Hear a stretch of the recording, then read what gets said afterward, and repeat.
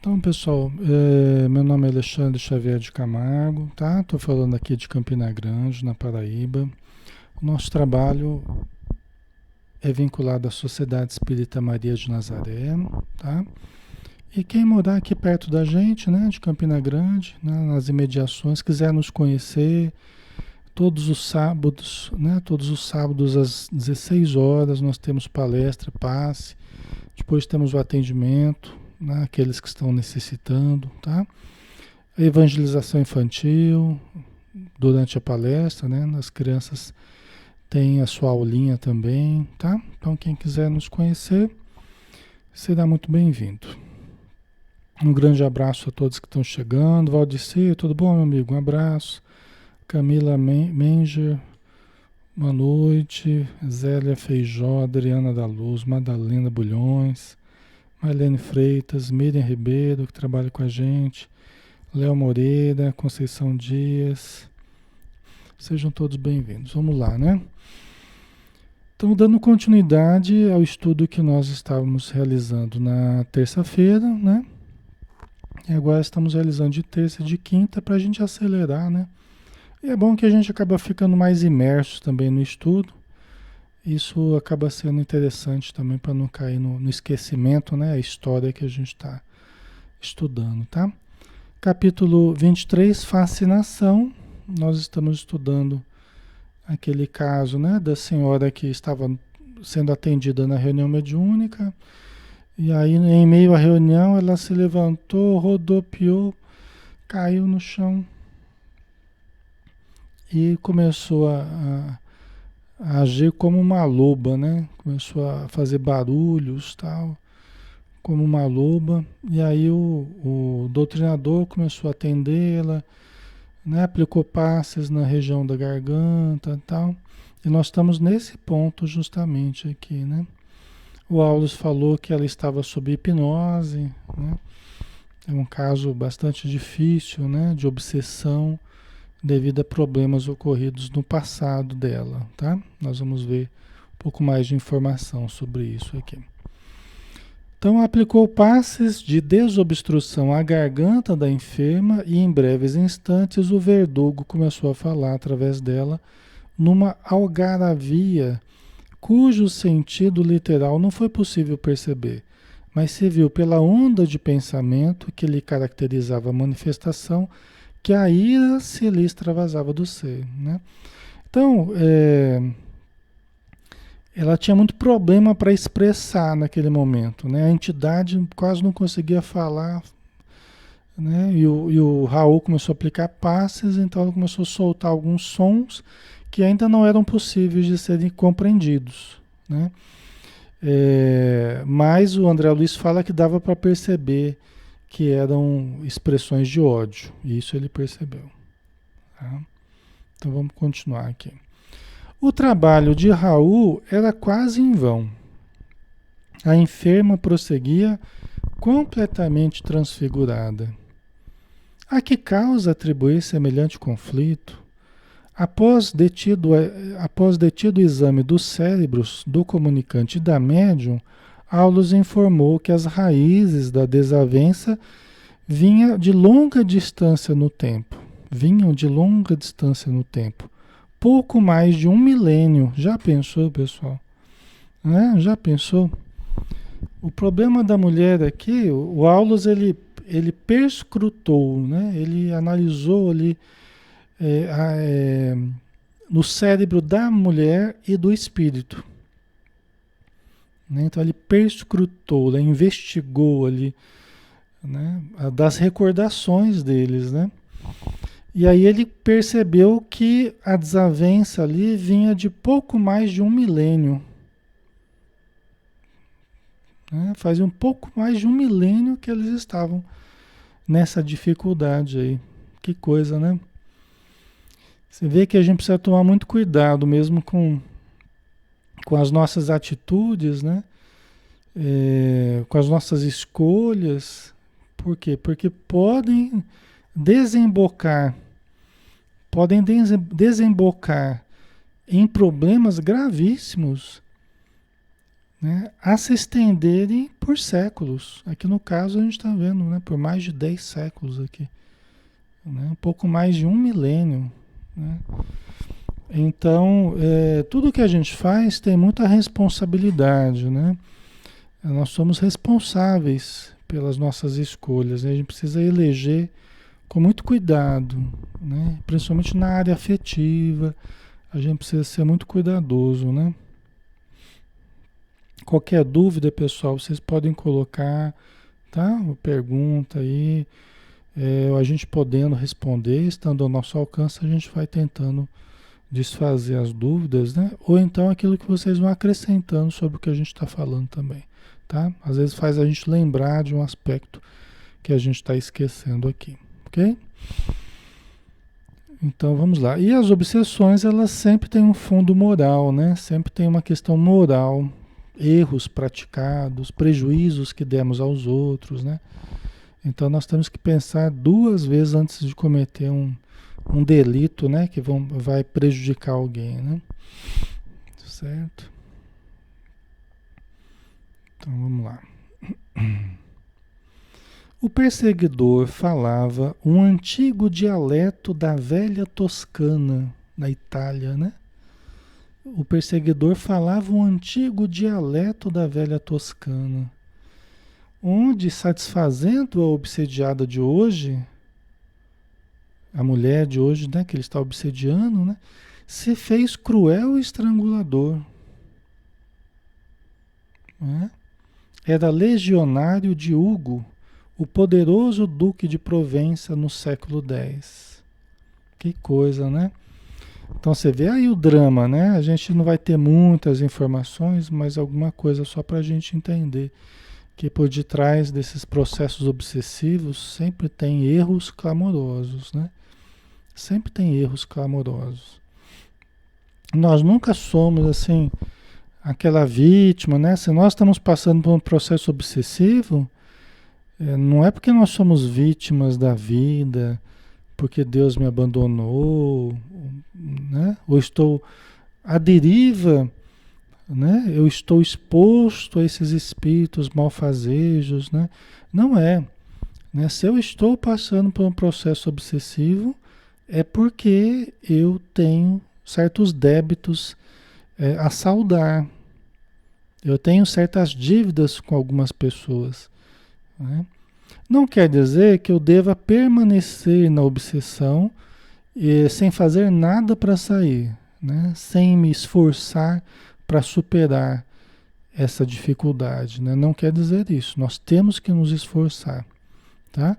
Só que existe uma justiça aí, né, que permite que os cobradores se aproximem do devedor, que somos nós, ok? Ou quem estiver passando pela obsessão, né? Sendo perseguido espiritualmente e tal.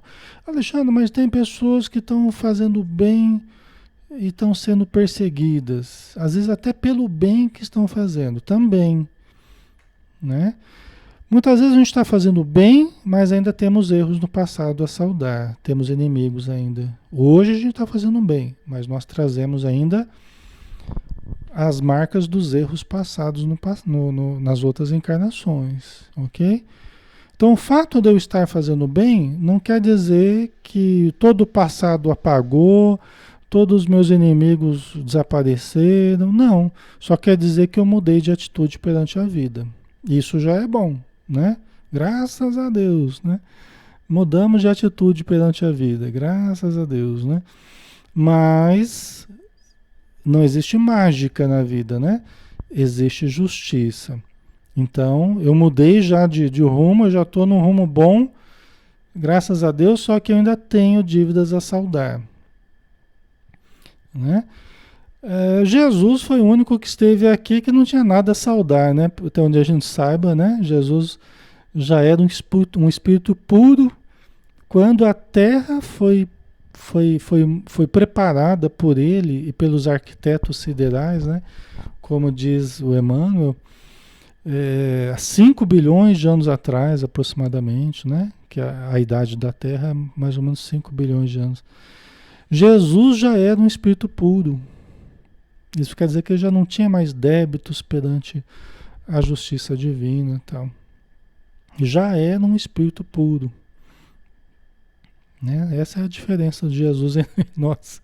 Há 5 bilhões de anos atrás, 5 bilhões, viu? Não é milhões, não.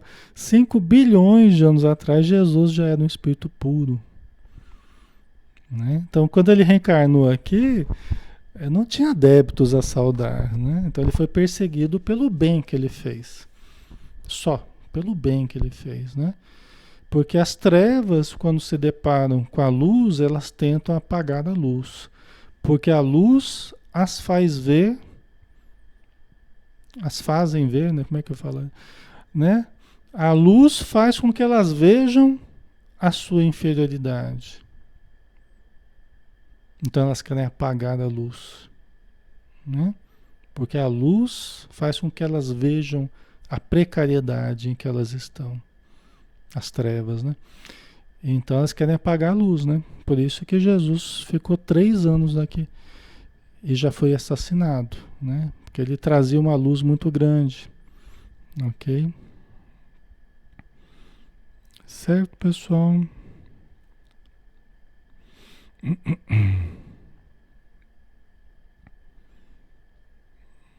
Ok. Então vamos lá. Então, satisfazendo a obsediada de hoje. Olha que coisa, ó. Esse espírito que é o obsessor hoje da mulher, na época, há 1 milênio atrás, para satisfazer ela, ele se fez cruel estrangulador. Né? Ele se fez cruel estrangulador. Você vê como é que é, né? Aquela coisa, às vezes a pessoa, né? Naquela chantagem emocional, tal, não sei exatamente a história, nós não vamos ter acesso à história toda, né? Mas às vezes naquela chantagem, se você fizer isso pra mim, fizer essa prova de amor, não sei o quê, né? Aí eu vou ficar com você, né? Se você roubar tal coisa, se você matar alguém, se você, né? Naquele processo de manipulação, quantos erros já foram cometidos, né? Nessas situações de paixão, em que a pessoa fica enceguecida pela paixão e acaba se comprometendo em delitos gravíssimos, né? Para agradar o outro, achando que iria conquistar o coração do outro, né? E na verdade acaba conquistando uma dívida enorme perante a justiça divina, né? Então, pela exteriorização a que se confia, disse o instrutor, acompanham-lhe as terríveis reminiscências. Reporta-se ao saque de que participou na época a que nos referimos, há 1 milênio atrás. Né? Houve um saque, né? Saquearam, ele fazia parte do exército lá, saquearam um determinado lugar, né? No qual, para satisfazer a mulher que lhe não correspondeu ao devotamento, teve a infelicidade de aniquilar os próprios pais. E aí ele tem o coração como um vaso transbordante de fel, né? Amargurado. Né? Vocês vejam que situação, né? Que em meio a esse saque, nós não sabemos exatamente como é que foi a situação, né? Em meio a esse saque, no final das contas, ele, para agradar a mulher, ele estrangulou os próprios pais. E isso acaba sendo uma situação muito grave, né? Perante a justiça divina, né? O não matar já é uma situação, né? O mandamento, né? Da gente não matar já é uma situação importantíssima, né? O matar já é muito grave. Aí você junta mais um mandamento que é honrar pai e mãe, né? Aí matar o pai e a mãe, né? Então era algo que depois ela não correspondeu à expectativa dele, né? Ele cometeu esse crime gravíssimo e ela não correspondeu ao que ele desejava. E agora ele estava cobrando ela, passado esse tempo todo, o seu coração era como um vaso transbordante de fel, né? De tristeza, de amargura, né? Situação bem difícil, né, pessoal? A gente vê, por exemplo, né? A gente vê, por exemplo, naquele livro, um livro muito interessante que é Histórias que os Espíritos Contaram, né? Histórias que os Espíritos Contaram, que são gravações das reuniões mediúnicas do Hermínio Miranda, Hermínio Corrêa de Miranda, né? Aquele que tem o diálogo com as sombras, diversidade dos carismas, condomínio espiritual, entre outros livros interessantes, né? E nesse livro, Histórias que os Espíritos Contaram, o Hermínio Miranda, ele coloca as gravações dos diálogos que ele teve com vários espíritos, né, nas reuniões mediúnicas, né? Então, na verdade, são 4 livros. É uma série de livros, né? Muito interessantes. Aprendi bastante em termos de doutrinação com o Hermínio Miranda, né? E as histórias do livro Histórias que os Espíritos Contaram, elas são de pessoas, de obsessores que tiveram um contato com a época de Jesus, né?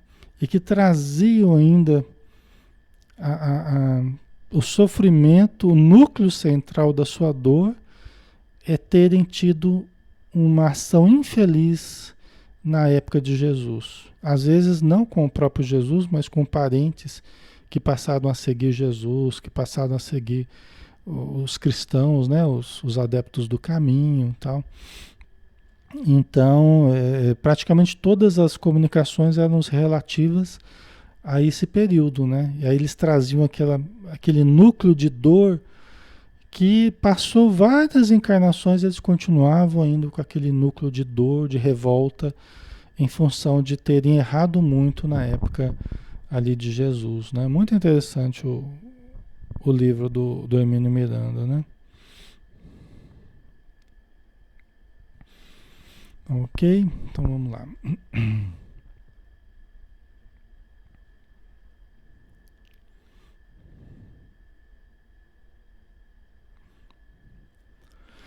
Tanto Hilário quanto André estimariam obter outras informações acerca do caso, mas Aulus recomendou-lhes aquietassem o espírito de consulta, pois a volta aos quadros terrificantes largados ao longe por aquelas almas em sofrimento a ninguém edificaria,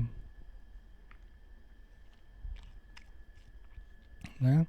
Então veja que o André e o Hilário, né, que estavam aprendendo ali com Aulus, né, eles até queriam aprofundar mais na história, eles queriam entender os detalhes da história, tá, o drama, né? Mas aí Aulus falou, olha, melhor nem saber, não vamos aprofundar nisso aqui agora não, porque não iria edificar ninguém, né? Porque às vezes até eles falam, mas eu acho que era uma situação tão dolorosa que eles acharam melhor nem colocar no livro, nem o André Luiz ter acesso a isso, né? Certo.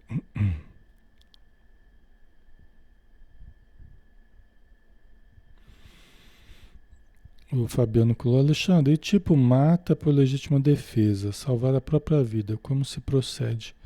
O que acontece, né? Se a pessoa matou em legítima defesa, né? Então, aí é diferente, né, Fabiano? É porque aí você está sofrendo um ataque, né? E nós sabemos, né? No Livro dos Espíritos a gente tem referências a que o instinto de conservação, né? O Allan Kardec faz ali um estudo com os espíritos a respeito do instinto de conservação, né? Nós temos o direito de preservar a nossa vida, entendeu? Então isso fica bem claro ali no Livro dos Espíritos, né? Nós temos o direito de preservar a nossa vida, tá? Então você vê que até na Terra a legítima defesa ela é consagrada, embora os questionamentos aí, confusão, né? Essa questão de legítima defesa varia de país para país, de época para época, né? Mas existe um certo cuidado especial com a questão da legítima defesa, né? Alguns querem que tenha um direito maior, né, da legítima defesa, outros não, mas, ou seja, as pessoas percebem que existe uma situação especial na legítima defesa, né? E isso o próprio Livro dos Espíritos consagra. O próprio Livro dos Espíritos consagra, né? Dizendo que nós temos esse direito à defesa, tá? Então, aí nesse caso, né, não há aquele agravante, aquele problema de você ter matado alguém pelo prazer de matar ou deliberadamente numa situação de roubo ou de, né, ou de passional, né, uma situação passional de repente, ou simplesmente numa atitude agressiva, é diferente, né? Porque a intenção é muito importante, entendeu, Fabiano? A intenção é muito importante. Tá? Então, se a intenção não é propriamente matar o outro, é se defender. O outro é que está agredindo, né? Então, é uma coisa interessante. O próprio André Luiz, ele ficou espantado, assim, quando ele chegou no plano espiritual, e ele viu que as instituições do plano espiritual se defendem. As instituições do plano espiritual, elas se defendem. Inclusive tem descargas elétricas, magnéticas, dardos, eles têm aparelhos de defesa, em que eles atacam para se defender, vamos dizer assim, tá? O André Luiz ficou espantado quando ele viu, né? Agora você imagina, né? Você imagina um posto de socorro plantado no umbral, né? Um posto de socorro em meio ao umbral, com aquele bando, aquela legião, aquele grupo infindável de espíritos necessitados.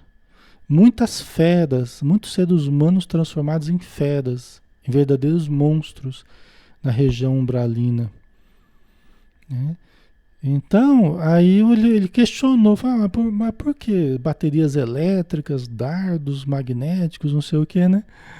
Aí o instrutor falou para ele, falou, André, aquele que não sabe defender as obras do bem não é digno de usufruí-las.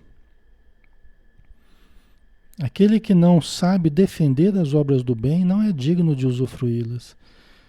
Então as obras do bem, né, a gente não pode cruzar os braços e ficar esperando que ela seja invadida e destruída pelas legiões das sombras, pelas feras humanas, nem no plano espiritual, nem na Terra. Entendeu? Nem no plano espiritual, nem na Terra. Inclusive as casas espíritas têm uma proteção, tem barreiras magnéticas, tem os lanceiros. Muitos espíritos indígenas, por exemplo, são utilizados ainda para a defensiva das casas espíritas. Utilizam lanças, né? Utilizam dardos que eles usam para aqueles que ousam enfrentar essas barreiras e adentrar os ambientes protegidos para criarem situações difíceis, né? Para os que trabalham, para os que estão ajudando ali, para os que estão indo buscar socorro nas casas espíritas. E não é só casas espíritas, todo ambiente voltado ao bem aqui na Terra tem a sua proteção espiritual.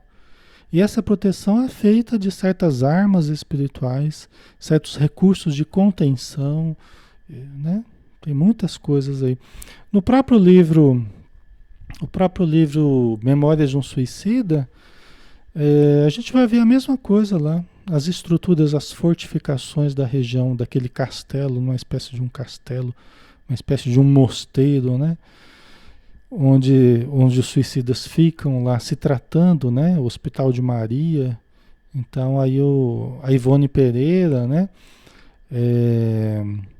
Ela escreveu aquilo que o Camilo Castelo Branco, que foi um suicida, aquilo que ele foi narrando ali desse posto, né? Então ele deu muitos detalhes dos ambientes, da proteção e tudo mais, né? Também no livro Ação e Reação, do André Luiz também, que é um livro que fica onde o André Luiz vai numa região que eles chamaram, no livro eles chamavam de regiões infernais, só para a gente ter uma ideia do nível da coisa, né? Os próprios espíritos superiores que estão ali trabalhando, eles se referem, falam, nós estamos aqui numa região infernal, né? Espíritos de muito baixa condição, né? E ali também a gente vai ver a defensiva, proteção, tudo mais, né? Então, Valdecir, a casa transitória, né, de Fabiano, exatamente. Entre outros lugares que eu estou citando aqui, né? Porque todos eles, inclusive o nosso lar, você vê, o nosso lar, né? Nosso lar fica vizinhança do umbral. Ele é uma cidade intermediária, né? Uma cidade intermediária. Então ela tem uma feição, né? A porta dos fundos ali que dá pro umbral e tem a outra porta, né? Ou a porta da frente, eu acho que é a porta da frente, que dá pro umbral, né?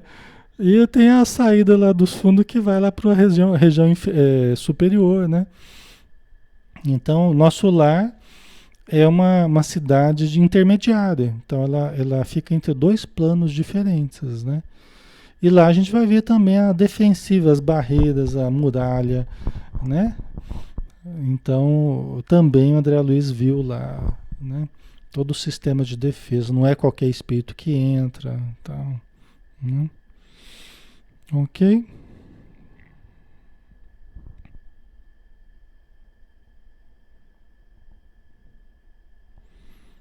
A Madalena Bulhões, né? Alexandre, semana passada eu estava dormindo, aí vi uma menina no quarto. Ela estava toda de roupa preta. Olhei ela primeiro, segundo, na terceira vez ela sumiu. Cheguei a erguer a cabeça, o travesseiro, ela tinha uns 18 anos. Espírito que aparece assim todo de preto, né? Geralmente é espírito que está numa situação mais complicada, né, Madalena? É uma jovem aí que está provavelmente numa condição mais infeliz, né? Provavelmente, tá? Então vai orando por ela, né? Vai pedindo ajuda por ela. Deve ser alguém ligado a vocês aí, né? O seu ambiente, a família, alguém ligado do passado, né? Alguém que está por aí gravitando em torno de vocês, provavelmente, né? Tá? Então vamos lá, vamos continuar aqui. Ali estavam dois corações desesperados, no inferno estabelecido por eles mesmos. Não convinha analisar-lhes o sepulcro de fogo e lama nas sombras da retaguarda. Né? Aqui a situação específica que o Aulus não quis abrir. Né? Então é sinal que realmente para nós não ia ser bom. Ambos estavam no inferno interior, aqui no caso, né? Simbolicamente falando, um estado interior de muito sofrimento, muito desespero. Né? As pessoas ficam abraçadas uma à outra, perturbando uma à outra, né? E o tempo passa e elas ficam lá, né? Um prejudicando o outro e o tempo vai passando e essa luta não se transforma e as pessoas vão perdendo oportunidades, né? Que o tempo vai dando, tá? Por isso que perdoar é tão importante, né?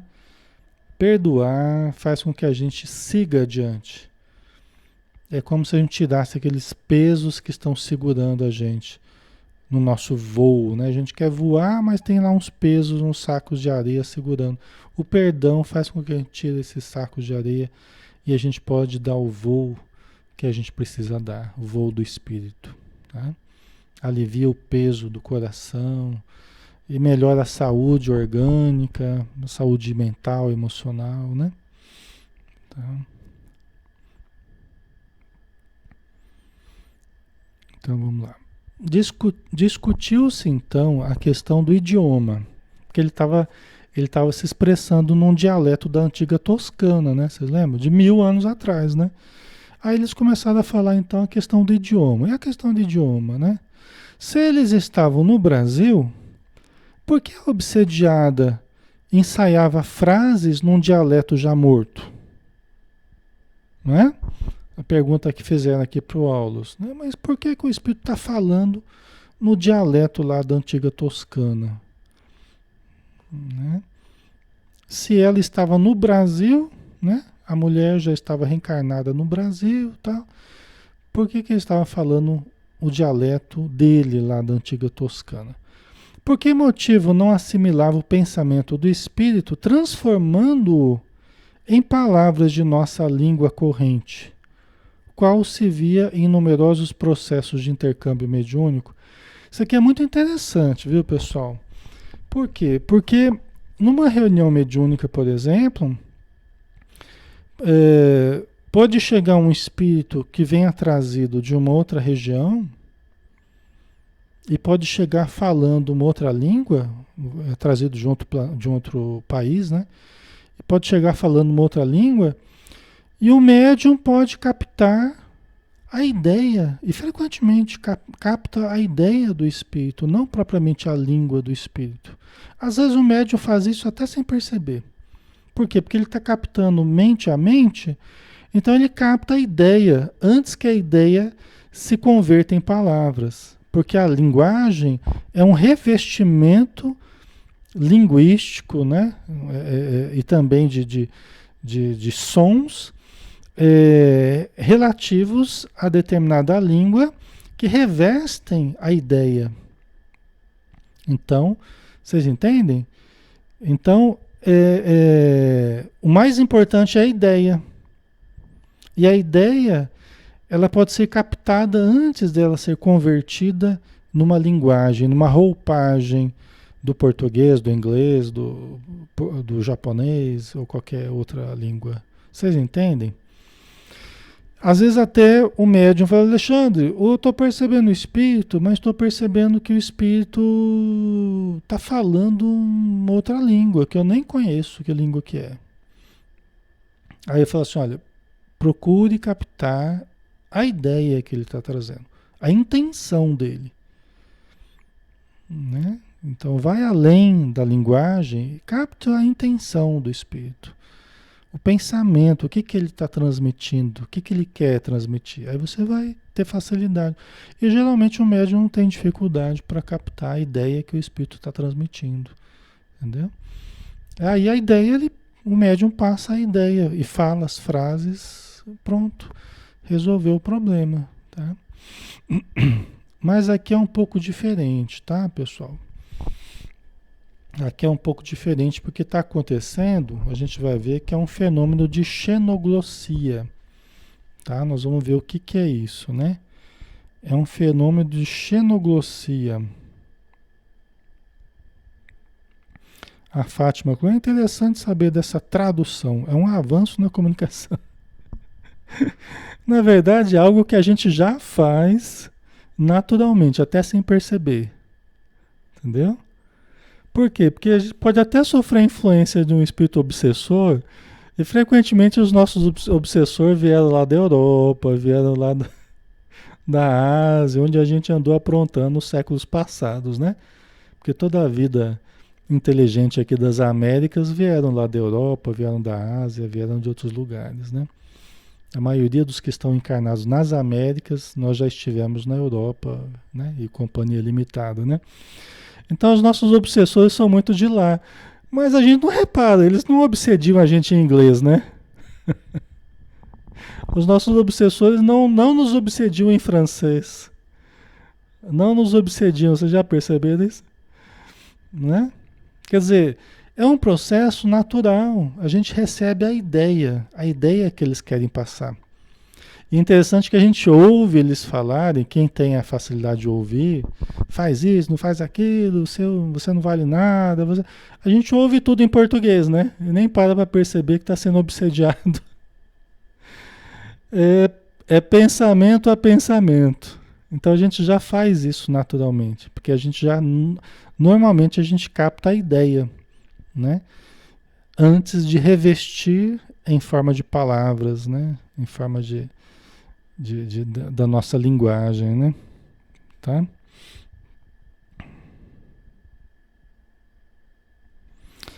O Valdecir colocou, ou talvez não poderia ser uma ação anímica ou auto-hipnose, faz uma regressão no passado marcado por alguma ação pesada, ou seja, mediunidade, mas sem paranormalidade. Não, aqui no caso é mediunidade, Valdecir. Só que você tem razão no que você está falando, porque nesse caso específico a gente vai ver, conforme a explicação do Aulus, que no fenômeno da xenoglossia, que é esse fenômeno do espírito falar no idioma natural dele, né? E não haver essa tradução, no caso para o português, né? É um fenômeno de xenoglossia. Por quê?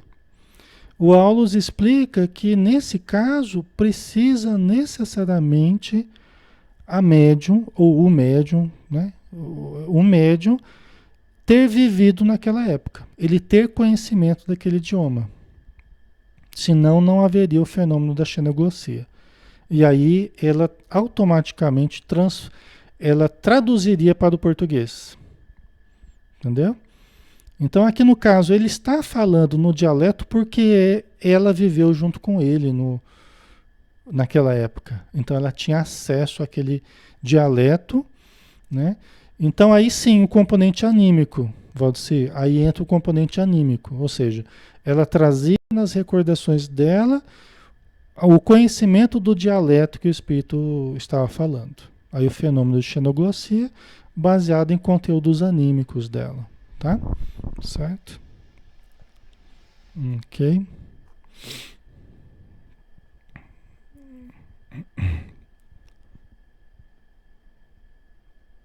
O José Domingos, o perfeito. O que importa é a motivação, a razão do obsessor, né? Exatamente, né? A intenção dele e tal, né? Isso é o mais importante. Não a forma, né? Isso a gente acaba captando naturalmente, inclusive. Quando a gente não está conseguindo captar, aí eu estimulo para que o médium observe isso, que é a intenção do espírito, né? Aí o médium, frequentemente, ele consegue já sair desse embaraço, né? Ok, pessoal? Então vamos lá. Vamos andar mais um pouquinho. Acho que vai dar para a gente terminar isso aqui hoje. Estamos à frente de um caso de mediunidade poliglota ou de xenoglossia. Tá? Quer dizer, é um caso de mediunidade poliglota ou de xenoglossia, tá? Baseado, logicamente, nessa questão anímica da médium, né? Mas isso apenas... É que assim, todo fenômeno mediúnico, ele é um fenômeno medianímico, na verdade, tá? Só para complicar um pouquinho mais. Todo fenômeno mediúnico é, na verdade, um fenômeno medianímico. Por quê? Porque é mediúnico porque tem um contato com os espíritos, mas se baseia nas condições do médium. Ou seja, tem uma parte importante que é a parte do médium, que sempre participa desse processo. Tá? Por isso que é sempre metade um, metade outro. Medianímico. Mediúnico e ao mesmo tempo anímico. Tá? Então estamos à frente de um caso de mediunidade poliglota ou de xenoglossia, informou o assistente. O filtro mediúnico, a mulher, né, que está chamando de filtro mediúnico, e a entidade que se utiliza dele acham-se tão intensamente afinados entre si que a passividade do instrumento é absoluta, sob o império da vontade que o comanda de modo positivo. Positivo aqui não positivo negativo, positivo bom. Aqui positivo de ser algo real, visível, tá? Nesse sentido positivo aqui, né? Porque não tem nada de positivo aqui, né? Então não é nesse sentido, tá? Vocês entenderam? Então a mulher que é o filtro, a médium que é o filtro, né? E a entidade, eles estão tão intensamente afinados, sintonizados entre si, que a passividade do instrumento é absoluta. Quer dizer, o espírito domina a mulher absolutamente e consegue passar a ideia que ele quer transmitir na linguagem que ele está transmitindo de uma forma automática, espontânea. né? O espírito não está pensando, está acontecendo um fenômeno de xenoglossia, vou fazer um fenômeno de xenoglossia com você. Né? O espírito não está pensando nisso, ele simplesmente odeia a mulher e espontaneamente ele a influencia, né? Falando com ódio e, e ela expressa na linguagem que ele está falando. É só isso. É um processo espontâneo. Mas os dois estão tão sintonizados, e é uma sintonia de baixo nível, que é baseada no ódio, baseado na culpa, baseado, né? Esses sentimentos todos que eles cultivaram por um milênio, tá? Então eles estão tão sintonizados que a passividade da mulher é quase absoluta, ou absoluta. Tanto que ela levantou da cadeira, rodopiou, caiu no chão, e ele fazia com que ela ficasse agindo como que uma loba ali, num processo de hipnose, né? Ele falou que era um processo ali de licantropia, só não tinha virado mesmo, ela não tinha desenvolvido esse processo permanentemente porque estava recebendo ajuda da casa espírita, né? Que nem eu falei para vocês do rei Nabucodonosor, né? Que acabou os dias agindo como um lobo, né? Andando de quatro no chão, como um lobo, né? Então isso tá descrito na história, né? E aí a gente falou dos hospitais psiquiátricos, muitos acabam adotando posturas de animais e tal, né? E aí o mentor falou que isso é um processo de vingança que hipnotizadores poderosos acabam induzindo a pessoa a essa humilhação, né? Como que num processo regressivo da forma e do modo de expressar, né? Que aí não expressa nem palavras, né? Ele fica emitindo grunhidos, né? Certo? Ok. Então vamos lá. O obsessor, por mais estranho pareça, jaz ainda enredado nos hábitos porque pautava sua existência há séculos e, em se exprimindo pela médium, usa modos e frases que lhe foram típicos.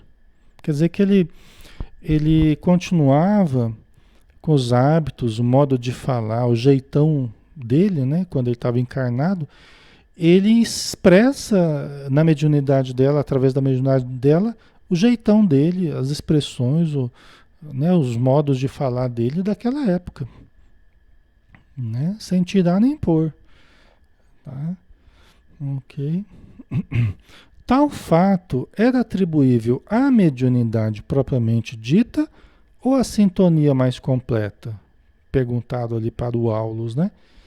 Por que acontecia isso? Né? Que ele falava desse modo tão espontâneo, no jeitão dele ali, era por causa da mediunidade dela ou por causa da sintonia mais completa entre ambos, né?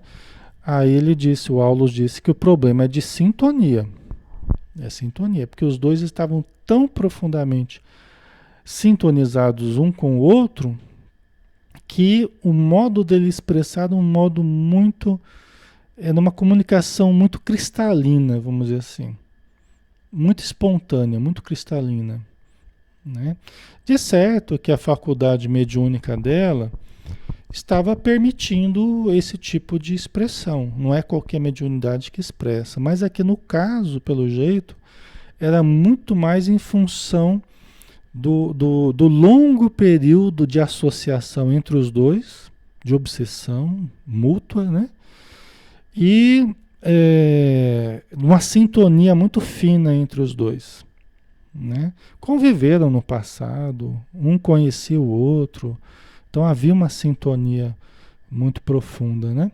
Isso facilitava que ele se exprimisse de uma maneira tão real, tão espontânea quanto estava sendo aqui, né? No momento, né? O Valdecir colocou zoantropia ou licantropia, né? Zoantropia é mais genérico, pode ser de qualquer animal, né? Licantropia é de lobo, tá? A zoantropia pode ser ave, cobra, lagarto, cachorro, né? Lobo, né? Zoantropia é mais geral, licantropia é de lobo, tá? Ok.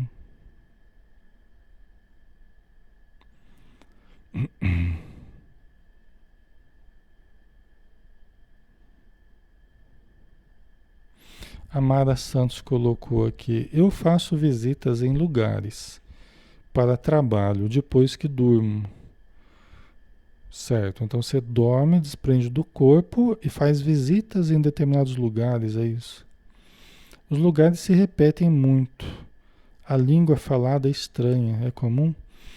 Então, Mara, é aí que tá, né? Acho que você se desprende e vai para outros lugares, às vezes até para outros países, né? Outras regiões em que se fala outras línguas, tal, né? Então você, de alguma forma, você se lembra desses episódios, né? Você acaba se lembrando, né? E tem outras coisas também que existem no plano espiritual que a gente nem sabe. Às vezes existem outras línguas, outros que existem no plano espiritual que a gente nem sabe também, que a gente nem tem notícia, vai saber, né? Mas você pode entrar em contato com outros lugares e outras linguagens aí, né? Isso é uma coisa que pode acontecer, sim. Ok?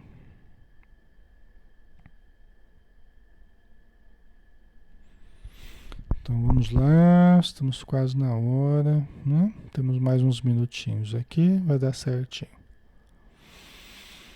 Uhum. Aqui na verdade acabou aqui, pessoal. Acabou. Achei que tinha mais um, mas acabou aqui, né? Então a gente acabou a parte de hoje. Não sei se acabamos o. Não sei se acabamos o capítulo aqui, vou ter que ver, tá? Mas talvez tenhamos acabado até o capítulo.